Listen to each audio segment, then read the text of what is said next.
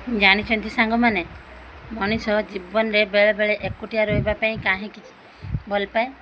କାହିଁକି ନା ଜୀବନ ଯୁଦ୍ଧରେ ଯେତିକି ସେ ଲଢ଼େଇ କରି ଚାଲିଥାଏ, ତା ଜୀବନ ରଣଯୁଦ୍ଧରେ ଯେତିକି ସେ ସଂଘର୍ଷ କରିକି ଚାଲିଥାଏ, ସେ ସବୁକୁ ସେ ଅନୁଭବ କରିକି ବହୁତ ଥକି ପଡ଼ିଥାଏ।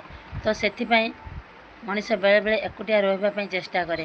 ଏକୁଟିଆ ରହିବା ଦ୍ୱାରା କେତେ ଶାନ୍ତି ଆଉ ସୁକୁନ ମିଳେ, ସେ ହିଁ ଯିଏ ଅନୁଭବ କରିଛି ସେ ହିଁ ଜାଣିଛି। ତ ଜୀବନରେ ବେଳେବେଳେ ଏକୁଟିଆ ରହିବା ପାଇଁ ଚେଷ୍ଟା କରନ୍ତୁ। ଦେଖନ୍ତୁ, କିଛି ମୁହୂର୍ତ୍ତ ପାଇଁ ଏକୁଟିଆ ରୁହନ୍ତୁ, ନିଜ ଜୀବନରେ ଦେଖିବେ କେତେ ଶାନ୍ତି ଆଉ ନିଜକୁ ଆରାମଦାୟକ ବି ଲାଗିବ। କାହିଁକିନା ଆମେ ଜୀବନରେ ଯେତିକି ସଂଘର୍ଷ କରି ଆସୁଛେ, ଜୀବନ ପଥରେ ଯେତିକି ଲଢ଼େଇ କରୁଛେ, ତ ସେସବୁକୁ କିଛିଟା ମୁହୂର୍ତ୍ତ ପାଇଁ ଭୁଲିଯିବାଟା ହିଁ ଠିକ୍। ସବୁବେଳେ ଯୁଦ୍ଧ ଭିତରେ ରହିବାଟା ବି ଆମ ପାଇଁ ଏତେ ଜରୁରୀ ନୁହେଁ। ମଣିଷର ଏଇ ଯେଉଁ ମନକୁ ଟିକେ ଶାନ୍ତି ବି ମଝିରେ ମଝିରେ ନିହାତି ଦେବା ଆବଶ୍ୟକ। କ'ଣ ସାଙ୍ଗମାନେ, ଠିକ୍ କହିଲେ ନା?